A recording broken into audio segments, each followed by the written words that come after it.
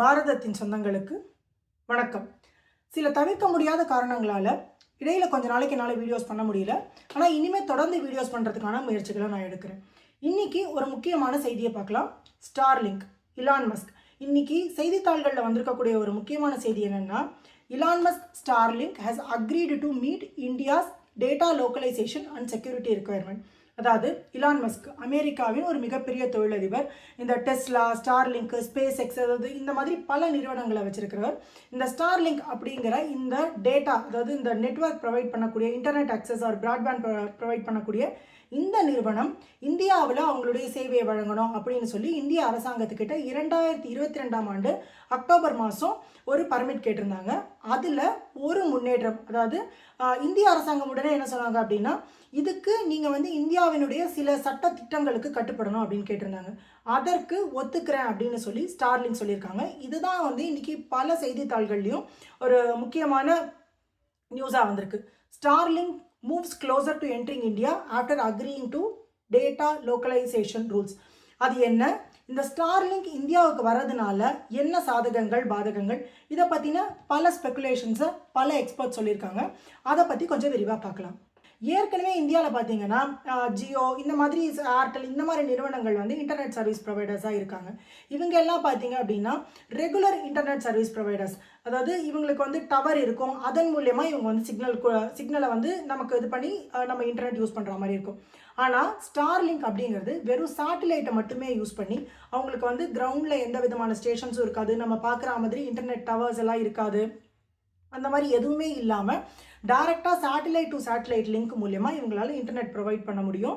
அதை ரிசீவ் பண்ணிக்கிறதுக்கு யூசருக்கு என்ன வேணும் அப்படின்னா, யூசர் வீட்டில் நம்ம எப்படி வந்து இந்த டிடிஹெச்க்குலாம் ஒரு சின்ன டிஷ் வீட்டு மேலே வச்சுருக்கோமோ அதே மாதிரி ஒரு டிஷ் தேவைப்படும். அதுலேருந்து இவங்க யூஸ் பண்ணிக்க முடியும்.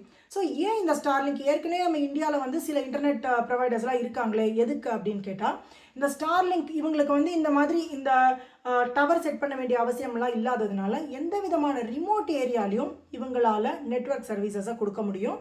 அதே மாதிரி ஹையர் ஸ்பீட், டைரெக்டாக சேட்டலைட் டு சேட்டலைட் டிரான்ஸ்மிஷனாக இருக்கிறதுனால ஹையர் ஸ்பீடில் இவங்களால இன்டர்நெட் கொடுக்க முடியும். இந்த மாதிரி சில பெனிஃபிட்ஸ் இருக்குது. ஆனால் இதில் வந்து ஒரு விஷயம் வருது அப்படின்னு சொன்னால், இதில் வந்து நல்லதும் இருக்கும், கெட்டதும் இருக்கும். இதில் முதல்ல நமக்கு நன்மைகள் என்ன இருக்கும் அப்படிங்கிறத பார்க்கலாம். அதற்கப்புறம் இதனால நமக்கு வந்து என்னென்ன ஆபத்துகள் இல்லைன்னா டிஸ்அட்வான்டேஜஸ் இருக்குது அதையும் பார்க்கலாம். நன்மைகள்னு பார்க்கும்போது ஹை ஸ்பீட் இன்டர்நெட்டு. ஆனால் நம்ம நினைக்கிற மாதிரி இது நம்ம இப்போ யூஸ் பண்ணுற அந்த டேட்டா காஸ்ட்டில் நிச்சயமாக வரப்போகிறது கிடையாது. ஏன்னா இந்த ஸ்டார்லிங்க் இதனுடைய எக்யூப்மெண்ட்டு, இதனுடைய சர்வீஸ் எல்லாத்துக்குமான அந்த ரேட்டுங்கிறது வந்து ரொம்பவே அதிகமாக இருக்க போகுது. இதில் அந்த எக்யூப்மெண்ட் மட்டுமே க்ளோஸ் டு 35,000 ஒன் டைம் நம்ம வாங்குற மாதிரி இருக்கும் அப்படின்னு சொல்லியிருக்காங்க. அதுக்கப்புறம் மாசாந்திரம் யூசேஜை பொறுத்து ஒரு மினிமம் 7,000 8,000 பில்லு வரும் அப்படிங்கிற மாதிரி சொல்லியிருக்காங்க. ஸோ இது எல்லாராலையும் வாங்க முடியுமா, எல்லாராலையும் யூஸ் பண்ண முடியுமா? ஒரு மாதம் வந்து நம்ம வீட்டுக்கு, நம்ம இதுக்கு டேட்டாக்கு, இன்டர்நெட்டுக்கு 7,000 8,000 செலவு பண்ண எல்லாராலையும் முடியுமா அப்படின்னா நிச்சயமாக முடியாது. ஆனால் இந்தியா வந்து கிட்டத்தட்ட 43% மக்களுக்கு வந்து இன்டர்நெட் அக்சஸ் இருக்குது, இன்டர்நெட் யூஸ் பண்ணுறாங்க. இந்தியா வந்து ஒரு மிகப்பெரிய கன்சியூமர் மார்க்கெட்டு. இதில் பல பேர் பார்த்திங்கன்னா கொஞ்சம் அந்த மாதம் 7,000 செலவு பண்ண முடியும், 8,000 செலவு பண்ண முடியுங்கிற அந்த பெல்ட்டில் இருப்பாங்க.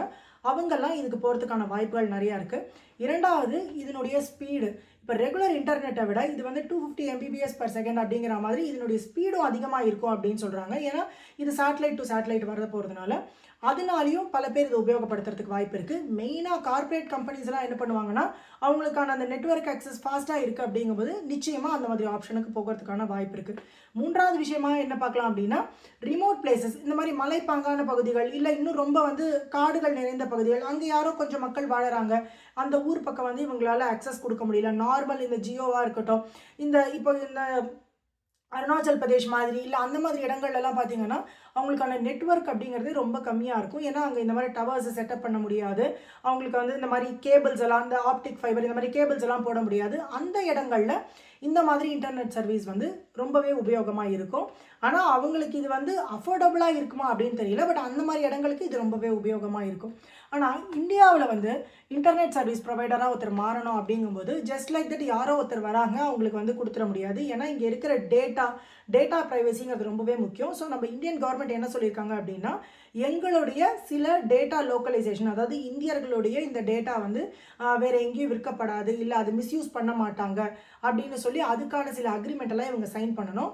அதை தான் வந்து 2 வருஷமாக நம்மளுடைய கவர்மெண்ட் சொல்லிட்டு இருக்காங்க. ஏன்னா இவங்க முதல்ல பிட் பண்ணது எப்போன்னு பார்த்தீங்கன்னா அக்டோபர் 2022ல். இப்போ வந்து எலான் மஸ்க் அந்த கண்டிஷனுக்குலாம் நான் ஒத்துக்கிறேன் அப்படிங்கிற மாதிரி சொல்லியிருக்காரு. இந்த டேட்டா ப்ரைவசி ஏன் முக்கியம் அப்படின்னு ஒரு சிம்பிளாக சொல்லணும் அப்படின்னா, நீங்கள் வந்து ஒரு பொருள் ஒரு குறிப்பிட்ட ஷூ வாங்கணும் அப்படின்னு ஒரே ஒரு வாட்டி நீங்கள் கூகுளில் போய் தேடினா கூட, நெக்ஸ்ட் டைம் நீங்கள் ஃபேஸ்புக் ஓப்பன் பண்ணாலோ இல்லை வேறு ஏதாவது வெறும் சாதாரண கூகுள் பேஜ் ஓப்பன் பண்ணால் கூட அந்த ஷூ அது ரிலேட்டட் அட்வர்டைஸ்மெண்ட்ஸ் உங்களுக்கு தொடர்ந்து வந்துகிட்டே இருக்கும். இது எதுலேருந்து வருது அப்படின்னா, நீங்கள் என்ன மாதிரி பொருட்கள் வாங்குறீங்க, நீங்கள் என்ன மாதிரி பொருட்களை தேடுறீங்க, நீங்கள் என்ன மாதிரி இதை யூஸ் பண்ணுறீங்க, இல்லை அமேசான்லேயே நீங்கள் போய் ஆர்டர் பண்ணீங்க அப்படின்னா என்ன மாதிரி ஆர்டர் பண்ணுறீங்க அப்படிங்கிற மாதிரி எல்லாத்தையுமே இவங்க வந்து டேட்டாவை ஸ்டோர் பண்ணி வச்சுப்பாங்க. ஸோ அந்த மாதிரியான விஷயங்களில் இதை தாண்டி நம்மளுடைய இந்தியர்களுடைய டேட்டா வந்து வெளியில் ப்ரீச் ஆகி போகக்கூடாது, வெளிநாட்டுக்கு போகக்கூடாது, இல்லைனா தேவையில்லாதவங்க கைக்கு போயிடக்கூடாது அப்படின்னு சொல்லி அந்த மாதிரி காரணங்களால் நம்மளுடைய கவர்மெண்ட் வந்து ட்ராய் அப்படின்னு ஒரு அமைப்பு இருக்குது, telephone regulatory authority of India அப்படின்னு சொல்லுவாங்க. இந்த மாதிரி சில அமைப்புகள் இதுக்கு இருக்குது. அவங்களுடைய அந்த சட்ட திட்டங்களுக்கு அபைட் பண்ணி தான் எந்த ஒரு சர்வீஸ் ப்ரொவைடரும் வர முடியும். பொதுவாகவே அலைக்கற்றை ஒதுக்கீடு இதற்கான அந்த ஏலம் நம்ம 2G 3G 5G எல்லாமே பார்த்துருப்போம். ஆனால் இந்த ஸ்டார்லிங்க் வந்து இந்த அலைக்கற்றை இந்த ஒதுக்கீடு இந்த வழக்கமான ஆக்ஷன் இந்த ஏலம் விடுற இந்த முறையில் வரப்போகிறதில்ல. ஏன்னா அவங்களுக்குன்னு வந்து ஒரு லைசன்ஸ் அலோகேட் பண்ண போகிறாங்க. ஏன்னா இவங்க டேரெக்டாக நான் முன்னாடியே சொன்ன மாதிரி சேட்டலைட்லேருந்து இன்டர்நெட் ப்ரொவைட் பண்ண போகிறதுனால இவங்களுக்கு வந்து டேரெக்டாக அலோகேட் பண்ணுற அந்த மெத்தடில் வர போகிறாங்க. இதன் மூலயமா காம்படிஷன் அதிகமாகும். அது எப்படின்னு பார்த்தீங்கன்னா, இப்போ ஜியோவாக இருக்கட்டும், ஏர்டெல்லாக இருக்கட்டும், இவங்க நமக்கு சர்வீஸ் ப்ரொவைட் பண்ணிகிட்டு இருக்காங்க. இவங்க ஒரு ரேட்டில் ப்ரொவைட் பண்ணிட்டு இருக்காங்க. ஆனால் ஒருவேளை ஸ்டார்லிங்க் வந்து நாளைக்கு இவங்களோட பேஸ் அதிகமாக்கணும் அப்படிங்கிறதுக்காக கொஞ்ச நாளைக்கு விலை கம்மியாக கொடுப்போம். அப்படிங்கும்போது ஒரு காம்படிஷன் அதிகமாகும். யார் குறைச்ச விலையில் நல்ல குவாலிட்டியில் கொடுக்குறாங்க, மல்டிபிள் வெண்டார்ஸ் வரும்போது மக்களுக்கு வந்து யார் நல்ல குவாலிட்டி நல்ல ஸ்பீடில் கொடுக்குறாங்க, யார் வந்து விலையும் காம்படிட்டிவாக கொடுக்குறாங்க அப்படின்னு வரும்போது இதில் வந்து ஒரு ஆரோக்கியமான காம்படிஷனும் உருவாகும். இதெல்லாம் வந்து பல பேர் இதனுடைய நன்மைகள், அதனால இங்கே வந்து ஸ்டார்லிங்க் வரலாம் அப்படின்னு சொல்கிறாங்க. ஆனால் டிஃபென்ஸ் எக்ஸ்பர்ட்ஸாக இருக்கட்டும், இல்லை இந்த ஜியோ பொலிட்டிக்கல் அந்த மாதிரி விஷயங்களை அப்சர்வ் பண்ணுறவங்களா இருக்கட்டும், அவங்க சில கவலைகளை இங்கே தெரிவிச்சிருக்காங்க. அது என்ன அப்படின்னு குறிப்பாக பார்த்தா, இதில் வந்து இலான் மஸ்க் அப்படிங்கிறவர் வந்து ஒரு பியூர் பிஸ்னஸ் மேன் தான். ஏன்னா இவர் வந்து உக்ரைன் ரஷ்யா வார் வந்தப்போ முதல்ல உக்ரைனுக்கு வந்து நான் இந்த ஸ்டார்லிங்க் மூலமா இன்டர்நெட் கொடுக்குறேன் அப்படின்னு சில காலம் கொடுத்தாரு. அப்புறம் ஒரு பாயிண்ட் ஆஃப் டைமில் இல்லை இதை இனிமேல் கொடுக்க மாட்டேன் அப்படின்னு ஸ்டாப் பண்ணிட்டாரு. ஸோ இவர் தனிப்பட்ட அந்த கம்பெனி அப்படிங்கிறதுனால இவர் எடுத்தது தான் முடிவாயிருக்கு. இப்போது இந்தியாவில் ஏதோ ஒரு பிரச்சனை வருது, ஏதோ ஒரு ஊரில் ஒரு பதட்டம் வருது. முதல்ல நம்ம கவர்மெண்ட் பண்ணுற வேலை என்னவா இருக்கும் அப்படின்னா, இந்த புரளிகள் பரவாமல் இருக்கணும், ரூமர்ஸ் பரவாமல் இருக்கணுங்கிறதுக்காக அந்த ஏரியாவில் இன்டர்நெட்டை ஆஃப் பண்ணுவாங்க. இப்படி தான் ஆர்டிகல் 370 அப்ளிகேஷன் அப்போ சில நாட்கள் ஜம்மு காஷ்மீரில் வந்து இன்டர்நெட் ஆஃப் பண்ணி வச்சுருந்தாங்க. அதே மாதிரி இப்போ நார்த் ஈஸ்ட்டில் இந்த மணிப்பூர் மாதிரி இடங்களில் பிரச்சனைகள் நடக்கும்போது இன்டர்நெட் ஆஃப் பண்ணுவாங்க. ஏன் அப்படின்னா தேவையில்லாத பொய் செய்திகள் வதந்திகள் இங்கே வாட்ஸ்அப்பில் பரவுற இந்த தேவையில்லாத விஷயங்கள் இது வந்து மக்கள்கிட்ட அதிகப்படியான பதட்டத்தையும் தேவையில்லாத குழப்பத்தையும் உருவாக்குங்கிறதுனால அந்த இன்டர்நெட் சேவையை கட் பண்ணுவாங்க. ஆனால் இலான் மஸ்க் மாதிரி ஒரு பிஸ்னஸ் மேன் கிட்ட இது இருக்கும்போது இந்த குறிப்பிட்ட இடத்துல மட்டும் நீங்கள் எனக்கு இன்டர்நெட் கட் பண்ணுங்க அப்படின்னு சொன்னால் அதுக்கு அவர் ஒத்துக்கணும். அது ஒத்துக்கிறது மட்டும் இல்லை, இப்போது கவர்மெண்ட் டிசைட் பண்ணாங்க அப்படின்னா உடனடியாக அங்கே இருக்கிற அதிகாரிகளுக்கு சொல்லுவாங்க, அதை வந்து கட் பண்ணிடுவாங்க. ஆனால் இந்த மாதிரி ஒரு பிஸ்னஸ் மேன் கிட்ட சொல்லும்போது மேபி ஒரு மணி நேரம் இவர் டிலே பண்ணால் கூட அதற்குள்ள இந்த இதுக்கு நாட்டுக்கு எதிரான சக்திகளோ இல்லை வந்து இந்த சண்டையை தூண்டக்கூடிய அந்த பிரிவினைவாத சக்திகளோ அவங்களுக்கான வேலையை அந்த 1 மணி நேரத்துக்குள்ளே ரொம்ப எஃபெக்டிவாக செஞ்சு முடிச்சிருவாங்க. ஸோ இது வந்து ஒரு பாதுகாப்புக்கான இன்னொரு பிரச்சனையாக இருக்கும். இரண்டாவது, இந்த சேட்டலைட்ஸ் வந்து நமக்கு இன்டர்நெட் ப்ரொவைட் பண்ணணும் அப்படின்னா நம்ம நாட்டின் நமக்கு மேலே இருக்கக்கூடிய அந்த பரப்பில் வந்து அவங்க தொடர்ந்து வருவாங்க. அதுவும் இந்த இலான் மஸ்கினுடைய இந்த சேட்டலைட்ஸ் எல்லாம் பார்த்தீங்கன்னா எர்த்தினுடைய லோ எர்த் ஆர்பிட் அப்படின்னு சொல்லக்கூடிய அந்த இடங்களில் தான் இந்த சேட்டலைட்ஸ் வந்து பிளேஸ் ஆகிருக்கு. அதனால நம்ம நாட்டில் என்ன நடக்குது எப்படி நடக்குது, ஒரு காலத்தில் நம்ம பொக்ரான் அணுகுண்டு சோதனையை நடத்துறத கூட அமெரிக்காவினுடைய சேட்டலைட் கண்ணில் மறைக்கணும், அவங்களுக்கு தெரிஞ்சால் வந்து நமக்கு சாங்ஷன்ஸ் போடுவாங்கங்கிறதுக்காக அவங்களுடைய சேட்டலைட் எந்த டைமில் ஆர்பிட் ஆகும் அப்படிங்கிற அந்த டைமெல்லாம் நம்ம கணக்கு பண்ணி வச்சுக்கிட்டு அதை மீறி நம்ம அந்த சோதனையை வெற்றிகரமாக முடித்தோம். இது வந்து நம்மளுடைய திரு அப்துல் கலாம் ஐயா அவர்களுடைய ஒரு மிகப்பெரிய இதுன்னு தான் சொல்லணும். ஸோ அந்த மாதிரியான விஷயங்கள்லாம் நம்ம பண்ணும்போது நம்ம நாட்டில் ஒரு எங்கேயோ நம்ம வந்து ஒரு நியூக்ளியர் வெப்பனை இது பண்ணுறோம், இல்லை அந்த மாதிரியான விஷயங்களை வச்சுருக்கோம், எல்லாத்தையுமே இவங்க பார்க்குறதுக்கு இவங்களுடைய சேட்டலைட்ஸ் வந்து இது பண்ணுறதுக்கான ஒரு வாய்ப்பாக இது அமைஞ்சு போயிடும். ஸோ இந்த சேட்டலைட்ஸ் இமேஜரிஸ் பார்க்கும்போது இதை மட்டும்தான் பார்க்குறாங்க, இதை பார்க்கல அப்படிங்கிற மாதிரி சொல்ல முடியாது.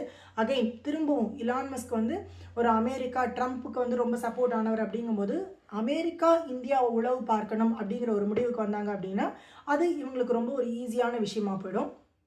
அதே மாதிரி நம்ம கவர்மெண்ட் கண்ட்ரோலில் இவர் எவ்வளோ இருப்பார், என்னதான் நம்ம கவர்மெண்ட்டோட இவர் அக்ரிமெண்ட்டே சைன் பண்ணியிருந்தாலுமே, நம்மளுடைய அந்த ரெகுலேஷன்ஸ் எல்லாத்துக்குமே சைன் பண்ணியிருந்தாலுமே, அதை மீறி ஏதாவது ஒரு பிரச்சனை இதே தான். இப்போ அந்த ஒரு இடத்துல வந்து பிரச்சனை வருது, உடனடியாக இன்டர்நெட் ஆஃப் பண்ணோம் அப்படின்னா கவர்மெண்ட் அதிகாரிகள்கிட்ட சொல்லி இமீடியட்டாக பண்ணுறதுக்கும், இவருக்கு சொல்லி இது ஒரு ப்ரைவேட் இது அவங்களுக்கு நம்ம சொல்லி அந்த மாதிரி பண்ணுறதுக்கான அந்த அந்த காலக்கெடு.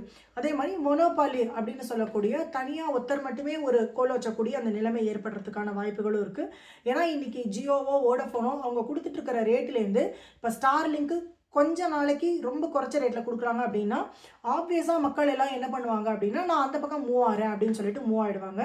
அப்போது கொஞ்ச நாள் கழிச்சு அவர் விலையை உயர்த்தினாலுமே மற்ற கம்பெனிஸ் அந்த போட்டிக்கே இல்லாததுனால அவங்க சொல்கிற விலைக்கு நம்ம வாங்க வேண்டிய நிலைமை தான் வந்துடும்.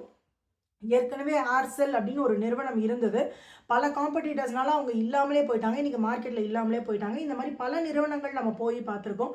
அந்த மாதிரியான ஒரு மோனோபலி. ஏன்னா இவர் மிகப்பெரிய பணக்காரர், இவர் வந்து நினைச்சார் அப்படின்னா கொஞ்ச நாளைக்கு நஷ்டம் இருக்கட்டும், இந்தியா இவ்வளோ பெரிய பொட்டென்ஷியல் மார்க்கெட்டு, கொஞ்ச நாள் நம்ம நஷ்டத்தை பொருட்படுத்தாமல் விலை கம்மியாக கொடுப்போம் அப்படின்னு கொடுத்துட்டு அதுக்கப்புறம் இந்த விலையை உயர்த்துறதுக்கான பாசிபிலிட்டிஸ் எவ்வளவோ இருக்குது. இந்த மாதிரி இந்த விஷயத்தில் நன்மைகளும் இருக்குது, தீமைகளும் இருக்குது. இது வந்து பார்த்திங்கன்னா சோஷியல் மீடியாலலாம் ஒரு மிகப்பெரிய டிபேட்டாகவே போயிட்டுருக்கு. அபிஜித் சாவ்டா மாதிரி இந்த ஜியோபொலிட்டிக்கல் விஷயங்களை வந்து ரொம்ப கூர்ந்து கவனிக்கக்கூடியவங்க வந்து ஸ்டார்லிங்க் வந்து சிஐஏவுக்கு ஒரு செல்ல பிள்ளை, அதை வந்து இந்தியாவுக்குள்ளே விடக்கூடாது, இது இந்தியாவினுடைய பாதுகாப்புக்கு நேஷ்னல் செக்யூரிட்டிக்கு ஒரு அச்சுறுத்தலாக இருக்கும் அப்படின்னு சொல்லி பல விஷயங்களை சொல்லியிருக்காங்க. ஆனால் இந்திய அரசாங்கம் ஒரு முடிவு எடுக்கிறாங்க அப்படின்னா அது யாரோ ஒரு தனிப்பட்ட நபரனுடைய முடிவாக இருக்காது. இது வந்து எல்லா விதத்துலேயும் இவங்க ஆய்வு பண்ணி இவங்க வந்து பல விதமான டிபார்ட்மெண்ட்ஸ் கிட்ட ஆய்வு பண்ணி பல விதமான எல்லாத்தையும் ப்ராஸ் அண்ட் கான்ஸை பார்த்துட்டு சாதக பாதகங்கள் இந்தியாவுக்கு இதனால் என்ன இருக்கும் அப்படிங்கிறத பார்த்துட்டு தான் ஒரு முடிவெடுப்பாங்க. இந்த இலான் மஸ்கினுடைய ஸ்டார்லிங்க் இந்தியாவுக்கு இன்னும் சமீப காலங்கள் இன்னும் கொஞ்சம் காலங்களில் அவங்களுக்கான எல்லா அப்ரூவலும் கொடுக்கப்படலை, ஆனால் அது கிடைக்கிறதுக்கான நிறையா வாய்ப்புகள் இருக்குது. ஸ்டார்லிங்க் இந்தியாவுக்கு வரதை பற்றின உங்களுடைய கருத்துக்கள், இந்தியாவுக்கு இது தேவையா இல்லையா, இந்தியாவுக்கு இது நன்மையா தீமையா, இதை பற்றின உங்களுடைய கருத்துக்களை கமெண்ட்ஸில் சொல்லுங்கள்.